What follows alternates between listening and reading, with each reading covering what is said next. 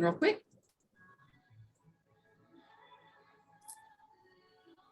And there's our objectives for those of you who will be getting your CEUs. We just want to start with one of the number one things we want to make sure and do if we have loved ones coming in who have not been around our loved one that has dementia before they come to visit. We want to go over these 4 things with them before they get here. We want to remind them to not use that word remember with our loved one. We want to remind them to not try to test their memory. I've seen this over and over and over again. Somebody from out of town comes in for Christmas, and the first thing they do is walk up to grandma, grandpa, aunt, uncle, even a parent, and say, do you remember me? Do you know who I am? And that can set the tone for the rest of the day, or it can set the get a fist, because they're using what they have left. Keeping in mind, those of you who've done a lot of our classes with us, that amygdala is intact, those feelings and emotions are intact, the hippocampus is going away, the facts are going away. We're not going to walk up to somebody and say, do you remember me? Encourage them to come in the room with that big smile on, big hellos, little goodbyes. Hello, Grandpa, it's so good to see you again. It's me, Holly. Identify who you are and use their relationship. Always using that word okay, regardless of what it is that they say. You're the one that took my money. Okay, well, I'm going to fix that, because then we go straight to we're going to fix it, and we fix it most of the time with those therapeutic stories that we learn to tell. Some people call those lies. We call them therapeutic stories. Call that bank and get your name taken off of that account. Do whatever it is that you've got to do to fix it. And then, of course, we go to our favorite distractions. And this time of year, there's lots of distractions to be had, because there's all kinds of sweets, and dementia does love sweets. And who doesn't love Bluebell cookies and cream? I had to change my picture for this one. I had to put the cookies and cream up there, but ice cream, sweets, gingerbread cookies, and sugar cookies, anything that's sweet. Their taste is going to be changing. If we can distract them over to something sweet, usually, keeping in mind a person with dementia can have one thought at a time. If they start to kind of ramp up or getting upset about something, I think I saw some cookies in here. I believe we got some ice cream in the freezer. And if we can get them distracted over to something else. The other thing I've put on here is music. This time of year, Christmas carols, hymns. Every single year, I hear stories of people who had become nonverbal, but when they hear Christmas carols, they start to sing. Christmas carols and hymns are stored in that long-term memory. They're also stored on the right side of the brain, and that right rhythmic side of the brain remains. The right rhythm remains. So those songs are there. Sing Christmas carols. Even people who have never done Christmas carols before will do Christmas carols. They'll sing those Christmas songs. Now, I added a new picture here, and this is actually a program. There's several different programs, and it's where you can see what that is. It looks like an exercise ball, but they're beating on drumsticks. And people who have dementia, I said that right rhythmic side of the brain stays. They become very rhythmic. And if they can do something where they can create rhythm, it is very satisfying for them. And we're going to talk about some different gift ideas that you can do for someone with dementia where they can create rhythm. And this is actually one of them, where they can beat on these balls and they can make rhythm. Other distractions, though, animals and children. And so with the holidays, lots of times we may have some children around that we haven't had around. Children know how to act around dementia if we don't scare them about dementia. We should never scare children about somebody with dementia. Just let them be kids. They know how to act. Now, we do need to tell them, we need to meet them where they are with what they want to know and what they need to know.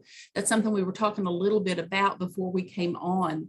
One of our support group members, she had her grandkids do some paintings to help decorate their grandpa's room because he's placed this year and he normally would be at home, and they wanted to participate and getting to decorate his room. And she came up with some fantastic ways for them to be able to participate in that. So they need to be able to be a part of it. The other one is animals. And if you don't have real animals, we're actually going to look at some therapeutic animals, but use some videos. Pull up YouTube videos, and one of the best ones out there is one I took a snippet of right there, baby ducks trying to get up on a curb. It's about a 2 to 3 minute video that you can watch, and it leaves you laughing and smiling. So distractions, if somebody's starting to have some challenging behaviors. Let's start with, we're going to start with my favorite part, some holiday gift ideas for a person with dementia. Because this is one of the most common questions we start getting this time of year. Well, what am I going to get my mom or dad, my grandma, grandpa, aunt, uncle? Robes and slippers? Well, yeah, you can get them those. But how about let's try to think about something specific for them. One of the things you can do is get their music from their past that means something to them. And I'm going to have a picture that's going to come up on the next one that I had. And it's, like I said, many of these, I've taken these from family members over the course of many, many years. Somebody took album covers. Their loved one had a collection of record albums. They took the record albums and made a collage of the record albums and then hung that on the wall. It was wonderful. I'm going to show you the picture in just a minute. Also a collage photo frame filled with copies of pictures from their past, not our past, their past. And we want to make sure and label them. And again, I'm going to show you a picture in just a minute. And then photo books with captions like the one you see here. Walgreens does this. I believe Walmart does it. CVS does it. You can write them their story. Now, again, we're not writing them our story. We want to tell them all about our grandkids. We need to write them their story. So when we write it, we need to put it in, my dad's name is Bill. This is my dad. He is a farmer. We need to write it as if it's their story, not our story. Now, here's those pictures I was telling you about. This frame up here in the upper left-hand corner, I found something very similar to this at Kirkland's, and it is a family tree photo frame. And it's where you put the picture and then you can actually write in. I suggest you use a label maker because it's in big, bold, black print. And I also suggest that you do not put original photos in here. Use copies, because I had someone put original photos in something before and they said, no, dad wouldn't do anything to them. He knows how important they are. And we went in and he was washing them in the sink because they were black and white and he thought they were dirty. And there went the original photos. We're dealing with dementia. Put in copies. These frames are beautiful. I've watched people who, again, nonverbal, but their stories up there, and you go in and they're reading names, Uncle Bill, Aunt Rhonda. They're reading their story because that is long-term memory. Same thing with that frame that's there to the right, those black collage frames, which you can find anywhere. You can get those label makers that's white label with black print and put them on those type frames and kind of tell their story on the bottom of the picture. Those are real good ideas too. And then again, kind of scrapbooks there on the bottom, but there's the bottom right. You can see those are record albums. Those are record albums, and they put them together and they made this big collage that they put on the wall. And of course, the person recognized them because they were their own record album covers. It was a fantastic gift. Now, did the person eventually take them off the wall? Yes, they did. They took them off the wall, but they loved it. They would rearrange and they would look at them. It was a fantastic gift. Other ideas. People with dementia many times will go through stages where they love to sort. So this picture is a person's actual toolbox. No, it isn't anything new. It's their toolbox. But they went through and they made a toolbox and they put in nuts and bolts and things that they could sort. So bags of beads and keys and coins and buttons, getting a person's sewing kit, their actual sewing kit or one from their past, baskets of yarn and thread and things that they can sort or stuff that they can rummage through. If you get materials, make sure that you get different colors and textures so that you're stimulating their senses. And then games. These are so easy to find because they're really popular. I was at the dollar store filling the Samaritan purse baskets for children, and I found the huge cards. They're like a 5x7 playing card at the Dollar Tree. So whenever we had the day program open, our residents would sit with those great big 5x7 cards sometimes and just sort them. They just loved sorting the cards or putting all the red on the red or the black on the black.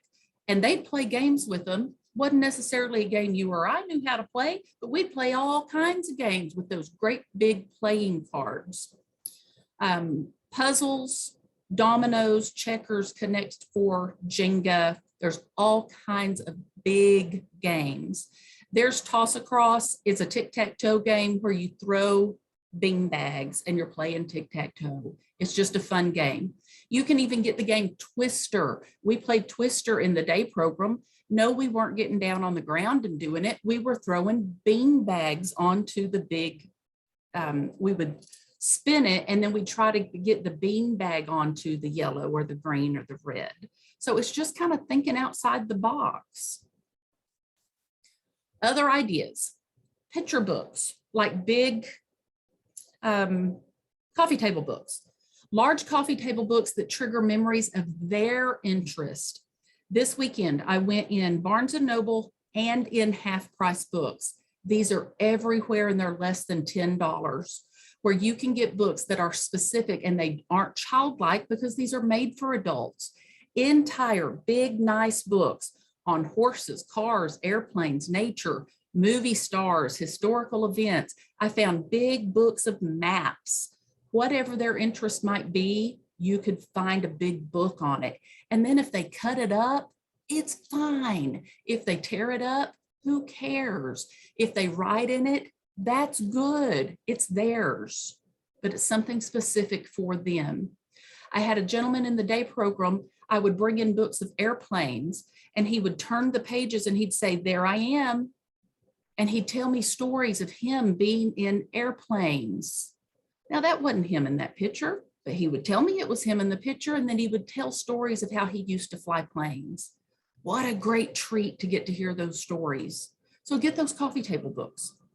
Sometimes people can still put together models of cars and airplanes and bird feeders, like this Build-A-Bird feeder there that I found. It's something real simple.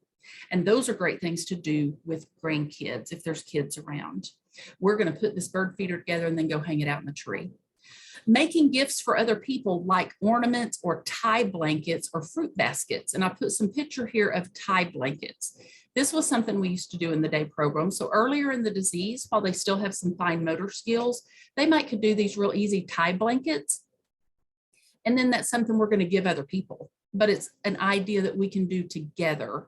Or these real simple ornaments that you see down here on the bottom where you just make these real simple stitches around the edges. And again, this is earlier in the disease when people still have some fine motor skills. And then these are ideas for those coffee table books. A few more things, noise canceling headphones. If a person tends to turn the TV up real loud, and if they will keep something on their head, you can get noise canceling headphones to where the TV's just going straight into their headphones. so that we're not having to hear the TV turned up so loud. It's just going straight into their headphones. And then they make sensory stimulation pads, pillows, and blankets. Sometimes they're called fidget pads or fidget blankets. And there's an example of one right there. That's a fidget blanket. It has zippers on it. It has lots of different textures, and it has lots of different colors so that they can touch it, zip, button. Also, you see in the lower left-hand corner, that's called a nostalgic picture set. Those cards come at anywhere, they're about a 5x7, and that particular set is of classic cars. And so it's these cards, and it has these classic cars, and it gives some facts about them on the bottom. You can get all kinds of these nostalgic picture sets.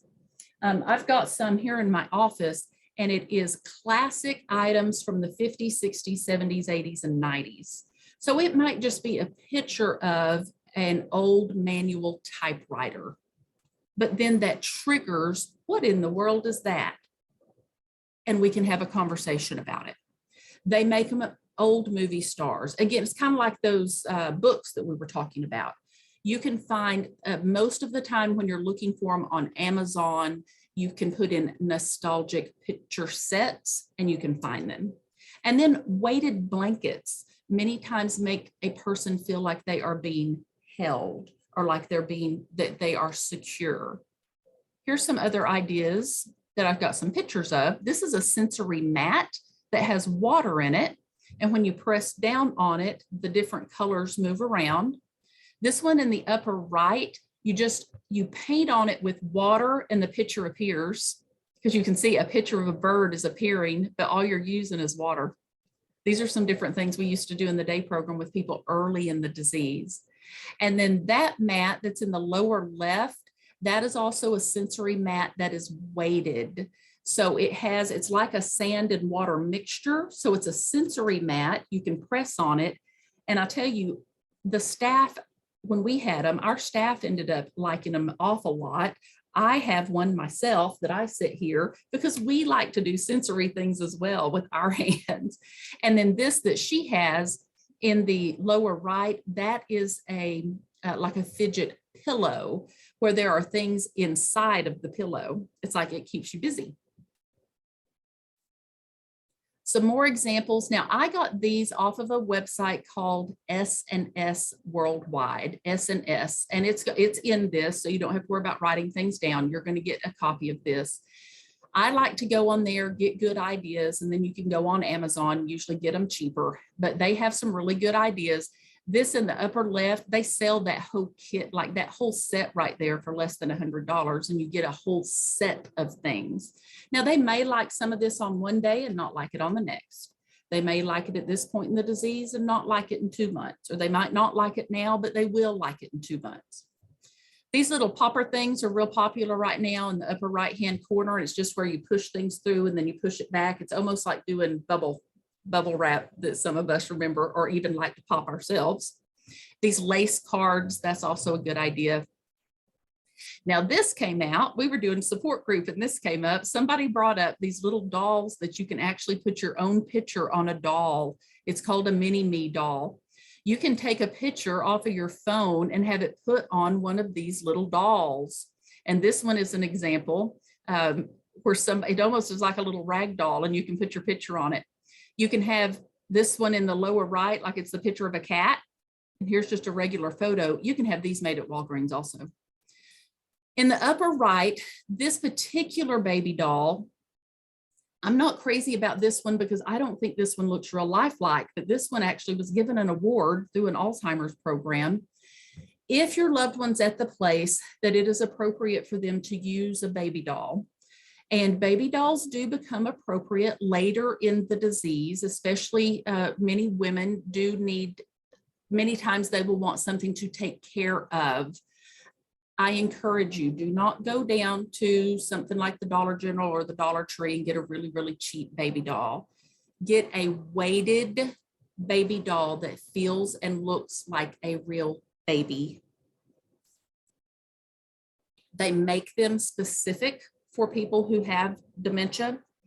There's a site called All's Store, ALZ Store, All's Store, that makes them specifically for people with dementia so that they look and they feel very real, so that they can change their clothes and take care of their babies. I have watched baby dolls do wonders for women who are getting very, very anxious and needing a purpose, especially if they're looking for their babies.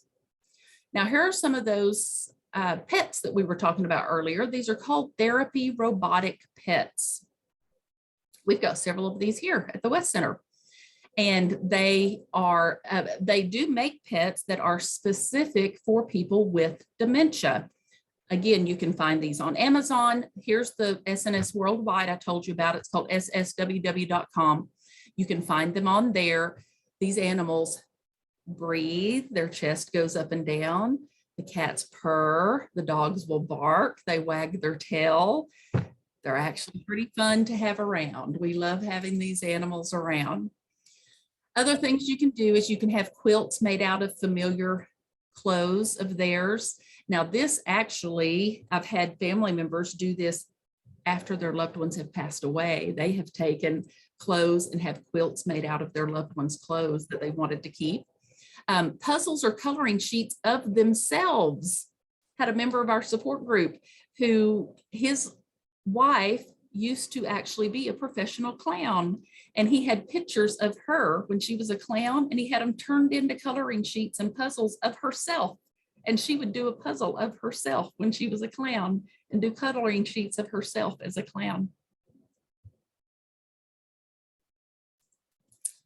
Here is another one. I added this just this year because of somebody in the support group. She said she used to do this with her husband after he was placed.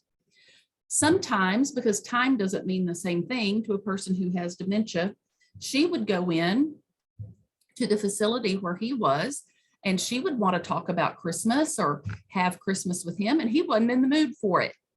But sometimes he was. So she developed what she called Christmas in a bag. And she made it where she could just kind of take Christmas with her in a bag. And she put a little small decorated pre-lit tree and some decorated paper cups and plates, some little small wrapped gifts, and some little dessert cakes of Christmas trees. And she'd just carry it in with her. And when he was in the mood for having Christmas, they'd have Christmas. And when he wasn't, they wouldn't. Because there does come time that maybe they're not in the mood for having Christmas. And so when he wanted to do it, they do it. And when he didn't, they didn't. So they would do Christmas in a bag. And again, those of you that are just joining, you're going to get these slides. So you'll get them later today, and you'll get a copy of this recording. So you don't have to worry about taking notes.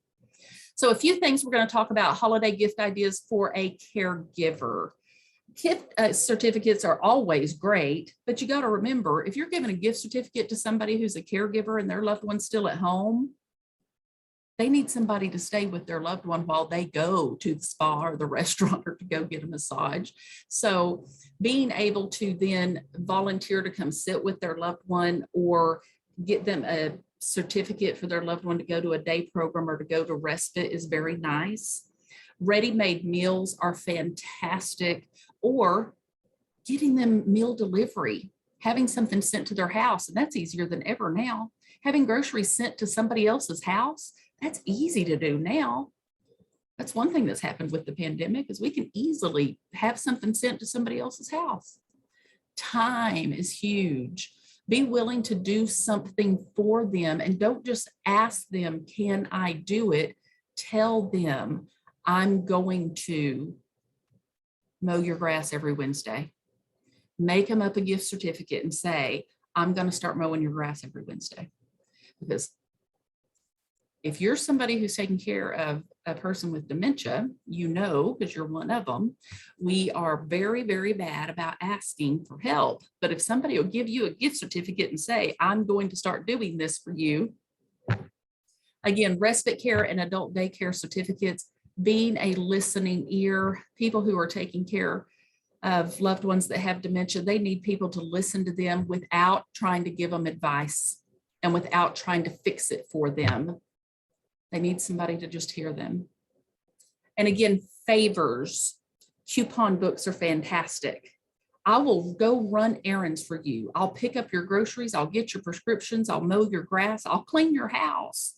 I will come over and do a Bible study with you every week. I got that from somebody also. That was one of my clients when I worked for the Alzheimer's Association.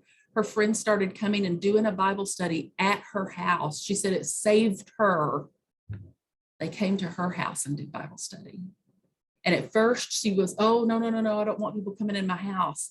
And then she looked forward to it every week because they came every week. Her husband could stay in his chair. It didn't matter if he didn't have his clothes on, if he was just in his pajamas, he was fine. And she could sit in there with her friends and do her Bible study.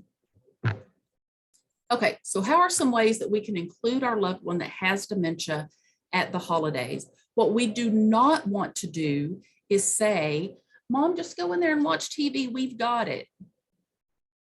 Because what that's saying to her is you don't need me. And her amygdala is still intact. And that's what she's going to hear. She's going to pick up on that feeling. So let me tell you what I watched happen over the course of 3 years.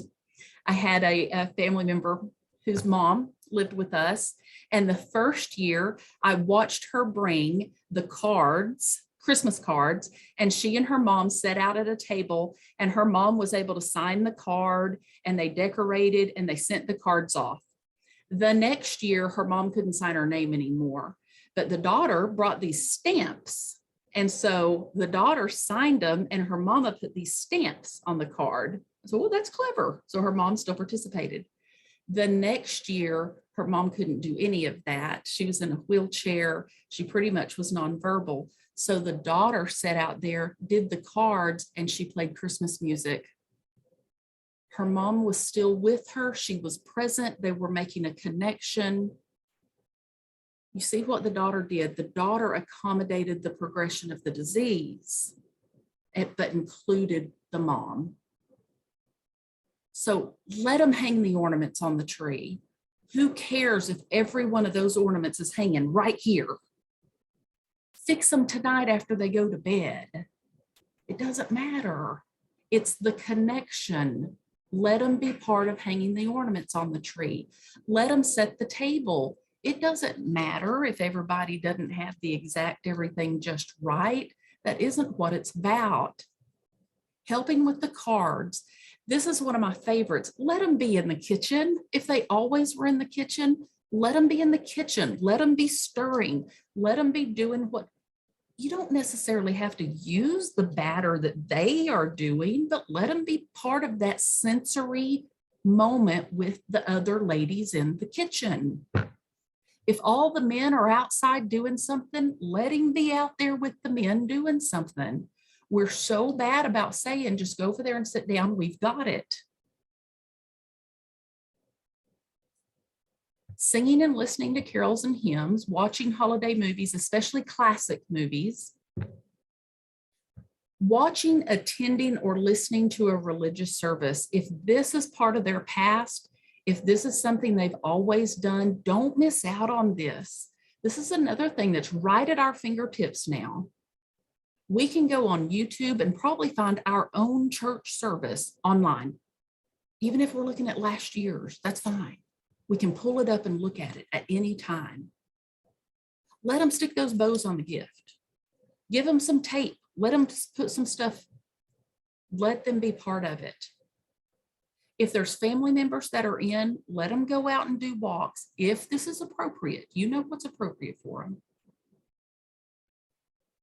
Going for rides to see Christmas lights. I think there are more lights up this year than there's been. I think we all needed it this year. We need this.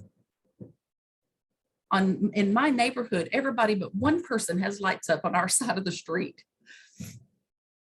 Reminisce about childhood holidays and then reminisce about gifts from the past. And if you don't have those reminiscent cards, you can go online and run off pictures of wagons. I've done that before. I used to do it with the Day Pro where I'd get pictures of a wagon and go, did anybody ever have one of these? And boy, the conversations we'd have about wagons or teddy bears or Shirley Temple dolls. And just talk about gifts. What did you get in your stocking? Old memories. So tips for family gatherings. Let's talk about that real quick. This year's going to be different from last year, regardless. This year's going to be different. We're in a new place in the disease. We're a year further in, and neither one of you have been here before. We have to keep in mind, we've got to accommodate the disease. They can't. They would if they could. So we want to keep things as simple as possible. Too much stimulation probably is not going to go over well, even if it did last year. We've got to really watch them. We've got to meet them where they are, and we don't want to try to bring them to our reality. One of the things that I stress with families is please do not get caught up in, true story, we're having Christmas in the community. We've got Santa coming. We're going to do pictures. And I had the daughter who sent the beautiful sweater. Mom has to be in the beautiful red Christmas sweater. Mom did not want the beautiful red Christmas sweater. Mom wanted the yellow stained sweater that wasn't even hers, that she wore all the time. And daughter got very upset that mom wasn't in the beautiful red sweater.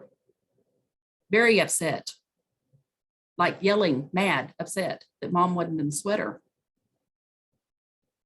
How are we going to take a Christmas picture with mom in the yellow sweater that isn't even hers? And it's got stains on it. Now, at the end of the day, and once I go in and I'm talking with family members,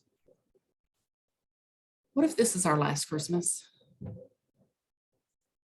And if mom's smiling and happy in the yellow stained sweater that isn't hers?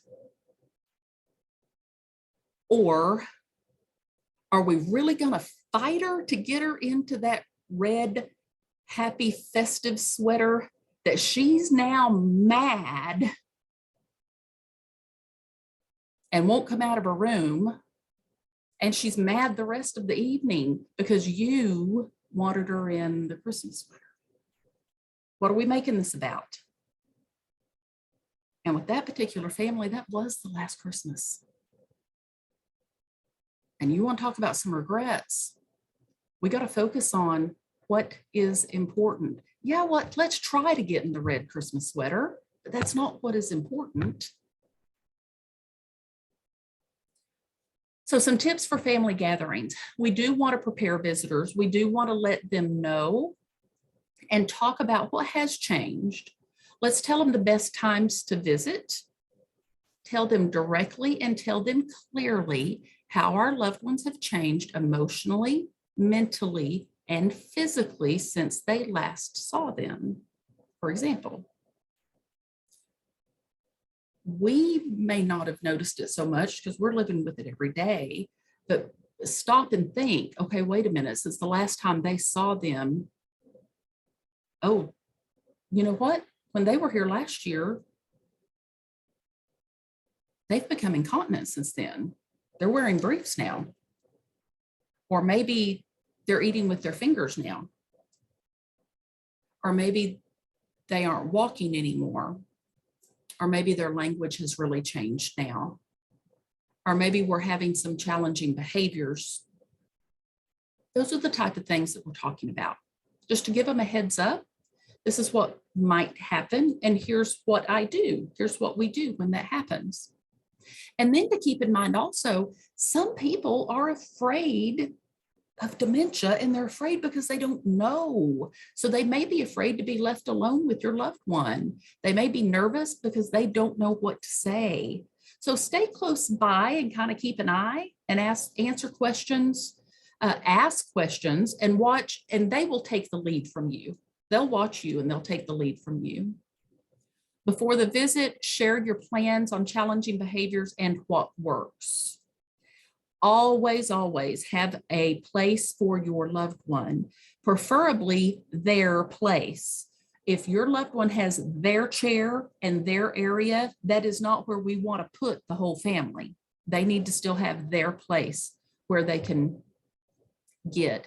And then encourage your family before they come. Just be real honest and say, hey, if you think of questions, call me or email me and ask me. I'll be real honest with you. So we call it KISS, K-I-S-S, keep it super simple. Just keep everything super simple. We don't want to overindulge ourselves or for our loved ones. We want to kind of balance out. Now, are we going to probably overeat a little bit? Yeah, we're going to wear our stretchy pants, but let's just be careful, especially with drink, what we eat and drink and what we allow our loved ones to drink, especially. Making sure we still get rest. Try to keep your loved one on their routine. That's going to be important because that could trigger a challenging behavior if they get off of their routine. We want to try to celebrate in their familiar setting, not necessarily our familiar setting. Traveling to a new place can cause anxiety. And we need to take turns with family members. They're going to be hypersensitive. So a room with even 6, 8, 10 people might be too many. So just be aware of what worked last year might not work this year. That's why we do this program. Just have a plan B. We always want to have a plan B. Let's just have 1 or 2 people visiting at a time. Just 1 or 2 people visiting at a time. So other tips for family gatherings, I've said before, trust children. Trust children. There are an awful lot of books for children. If you're hesitant about anything, go online and order some books for children. There are books for preschool kids, elementary school kids, all the way to teenagers. You can Google books for preschool, books for 10-year-olds about My Grandparent Has. There's books for teenage kids when my parent is the one that has dementia. There's all kinds of resources out there now. The Alzheimer's Association has lots of resources as well. alz.org, Alzheimer's Association.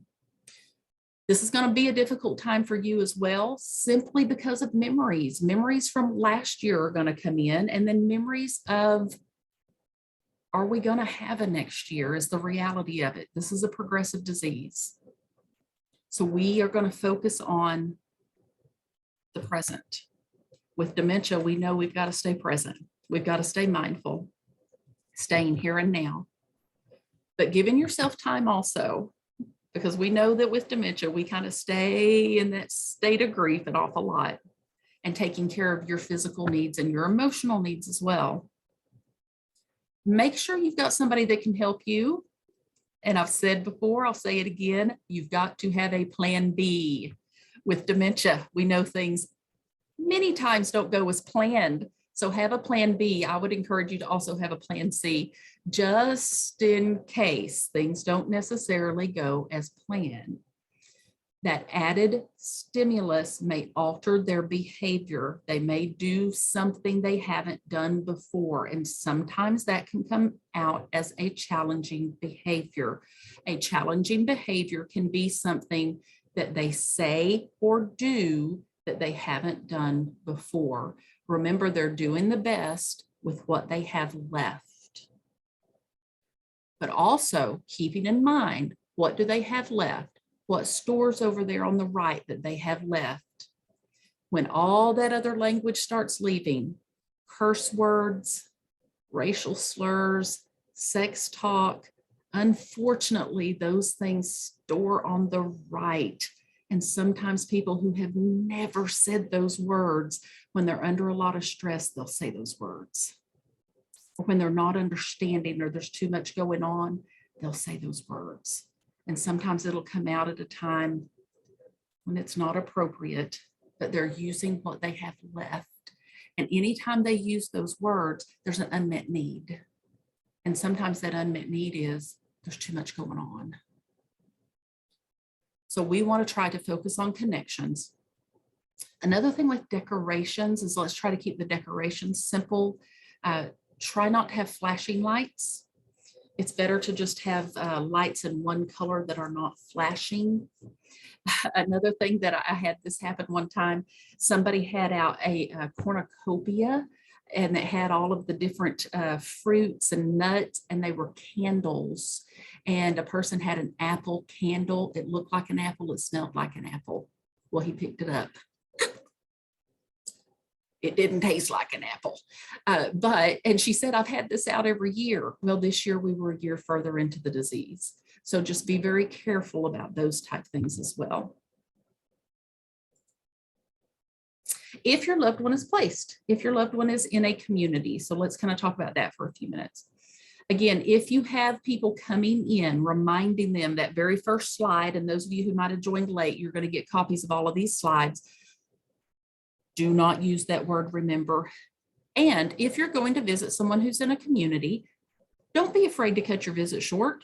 You may plan on staying an hour and you may stay 10 minutes, and you have to give yourself permission to go, okay, that's all we're going to do today, because that's all they're having today. That might be all they're up for. Maybe I'll come back later this afternoon, or maybe we'll try again tomorrow. The other thing we've got to be very realistic about is that traditions might not work anymore, or maybe we have to take that tradition and change it up a little bit. Or maybe we have to take the tradition and still do it with the rest of the family, but maybe it's not going to work with our loved one this year.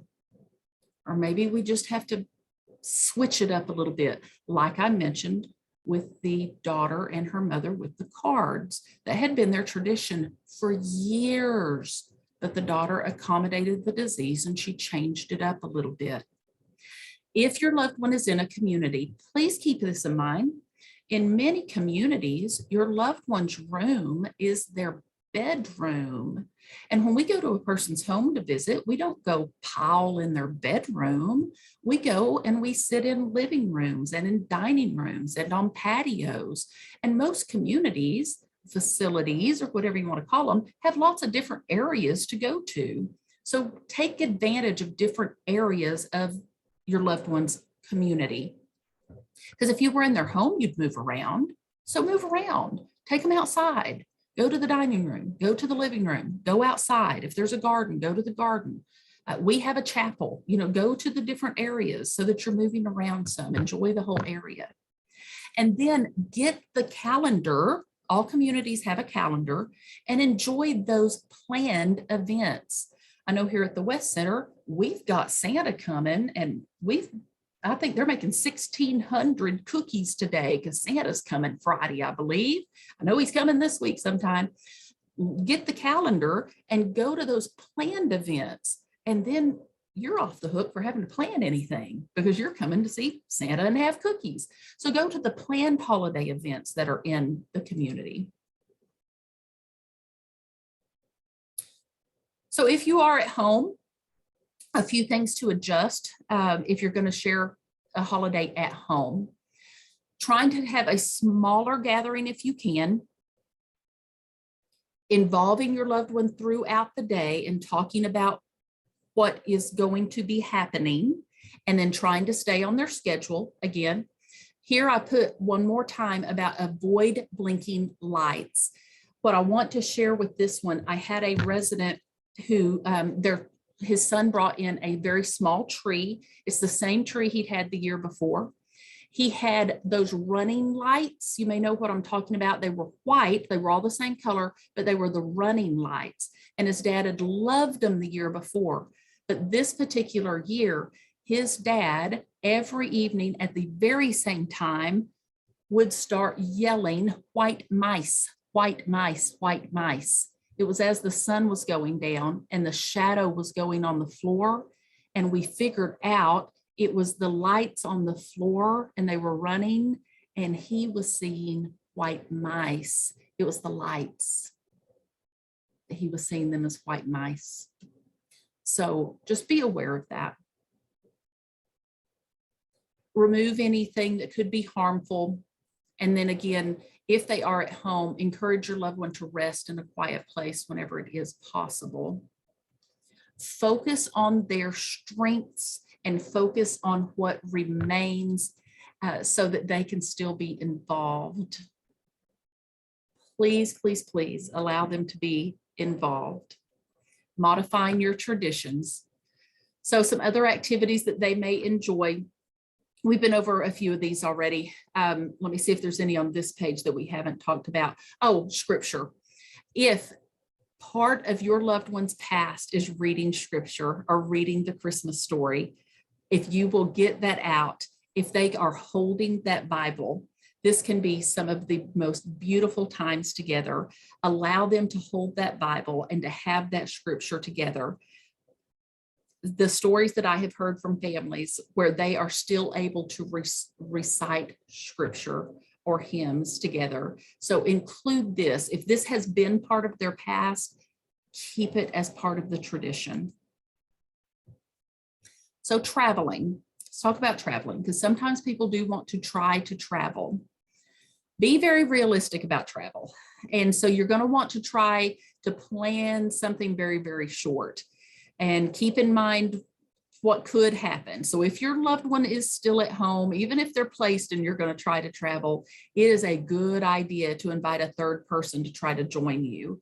And also you want to get permission from your loved one's doctor before you try to travel. We always encourage that you do a staycation first. A staycation is where you do a hotel stay in town to see if they're even going to be able to stay in a hotel. Because sometimes we get off and we've traveled in the car and then get in a hotel, and it does not go well, because they may have done okay during the day, and then it gets time for bedtime and sundowning has kicked in, and this is not my bed, and this is not my bathroom, and this is not. So if you are planning on traveling, we encourage that you do a staycation in a local hotel so that you can go home if you need to. If you are driving, make sure you plan your route with a lot of stops. Make sure that you've got plenty of finger foods packed with a cooler and some of their favorite items, as well as a change of clothes just in case. If you can as well, if you've got that third person with you, it is best if your loved one sits in the back seat in the middle. It keeps them right in your line of vision, and you should also make sure and have the child safety locks on the car. If you should try to fly with your loved one, you've got to take some things in mind. How long can they sit still? How are they going to react to turbulence on an airplane? There's a picture of an airport right there. And how are they going to react to a crowd? So many times, and this will come up on support groups, sometimes people will go, but I thought we could take one last trip. We got to think about some outlying things. Have you thought about the size of the bathroom on an airplane? You're not going to be able to get in there with them on an airplane.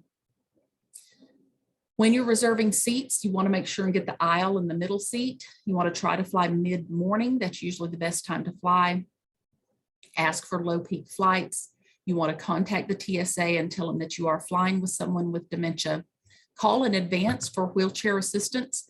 And also, as a side note, the one airline where everybody is trained in dementia care is Delta. Delta is out of Atlanta, and they are trained through the Rosalind Carter Institute. They actually are trained in dementia care. One therapeutic story that you can use in airports, if they are refusing to get in a wheelchair, is you can say that the wheelchair attendants are in training and that they need volunteers to practice on. So we're just volunteering. We don't really need the wheelchair, but they are training and they just need somebody to practice pushing around. Use that myself. A train. If you have an option of taking a train, sometimes they have very pretty views. They've got room to move around. However, they're loud and they rock. Again, you can contact the TSA. If you're going to travel, and this is actually if your loved one's still at home, really suggest that you have one of these bracelets. It's called a Medic Alert. You can get them through medicalert.org. During a trip, be prepared for confusion because they're going to be off of their routine. So you're going to want to make sure and have some quieter activities and be prepared for them to wander. Make sure you take a picture of them every single morning, a full body picture and an up close picture. And think about why that is. Should they, God forbid, go missing, you've got a picture of them in the clothing that they have on and how they look that day. Also, if you're staying in a hotel, you always want to let them know at the front desk that your loved one has dementia and that they know your room number. They've got cameras up there, and should they see them wandering around, That's important to let them know that. And with these last 8 or 10 minutes, let's kind of talk about the stress that happens at the holidays. If we plan ahead, and that's one of the reasons that we did this back in November, and then we were asked to do it one more time before Christmas. If you think ahead and you start thinking through some things, be realistic and learn to say no to some stuff. We don't have to go to everything. We don't have, I learned a couple of years ago to say, I will still host it at my house, but I'm not cooking everything. You don't have to make everything from scratch. I learned that Kroger makes a beautiful meal. You can buy it and it tastes really good. Or I'm going to make the meat and everybody who's coming is going to bring the sides. And we have to learn to do that type of thing. Even if, but I've always, that's what people will say. But Holly, we've always, well, but you know what? We're a year further into a progressive disease and always has to go out the door. Be discerning. Because third bullet point, there are no have to events. There aren't any, there are no have to events. So set those realistic goals. And this is where, as that primary caregiver, we have to use that positive self-talk. We have got to work on ourselves with the positive self-talk and remember what is important. Red Christmas sweater is not important. We've got to experience the holiday. What's important is the connection and the memory. The connection. Because I promise you, you'll come back on the other side of it. And that is what you are going to remember, is the connection. Your events don't have to be perfect. Nobody's are. Because think about when we think back over our life, what are the events that we remember the most? Think of all the weddings that you've been to. We don't remember the perfect ones. We remember the ones where the flower girl did something funny. We remember ones where something happened. They don't have to be perfect. Families are going to change and grow. Traditions are going to change. So if you start seeing this in yourself, and you may already be seeing this in yourself, even before the holidays come on, these are just some of the physical signs you may have taken on too much. Here's a few more of them, those especially muscle tensions in your neck and in your back. If you're starting to feel some increased anxiety, the closer it gets to time. And then there's a big one that so many times, caregivers don't link to themselves when they start having gastrointestinal issues. That means you're dumping too much cortisol. You dump that cortisol and your digestive system shuts down and you develop IBS, irritable bowel syndrome, increased heart rate and blood pressure. And then look at these behavior changes that you may have taken on too much. I had to put Charlie Brown on here because he's my favorite. And he's saying, I'm even too tired to cry. When we're too tired to cry, we've taken on too much. When we are getting forgetful, we've taken on too much. When we're starting to think, could this be contagious? And no, it is not. It's just not contagious. We've taken on too much. And when we start having that negative attitude and that negative mood, we may have taken on too much. Third bullet point, if we get to the point that we're in go mode, but I've got to, but we've got go, go, go. And then we get to the point that we've got this decreased satisfaction with the holiday season and all it becomes is a bunch of tasks. We've taken on too much because this isn't supposed to be a time of task. That's not what this is about. And if it's what it has become, we've taken on too much. And if we have find ourselves with an increased alcohol consumption, whether it's from caregiving or from the holiday season, we may have taken on too much.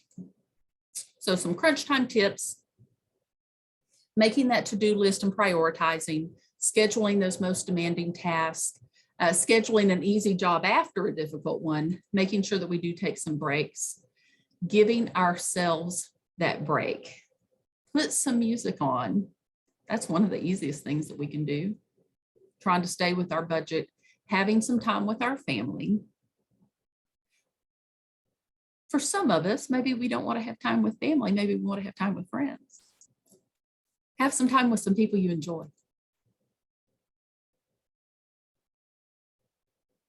Keep it in mind, whether you're with your family, you're with your friends, again, it is not going to be perfect. Don't expect extreme achievement from yourself. And finally, again, everything doesn't have to be homemade. Nobody, your family hadn't been perfect. They're not going to be, and they're not going to be this year. And there's a meaning to this holiday time. Those of you who do Advent, last week was about hope. This week is peace. Love, sharing peace, making time for others, giving, spreading cheer. And we got to remember what this time of year is supposed to be about in the first place. And we really talk about connections. Woo! We did a 90-minute program in 60 minutes. Questions, things that you would add, and we actually do have some things that we will be adding. You will get the PowerPoint, you will get the recording later today. Those of you who need CEUs, you will get a survey to do, and then you will get your 1-hour CEU for nursing, social work, or licensed professional counselors. You will be getting that later as well.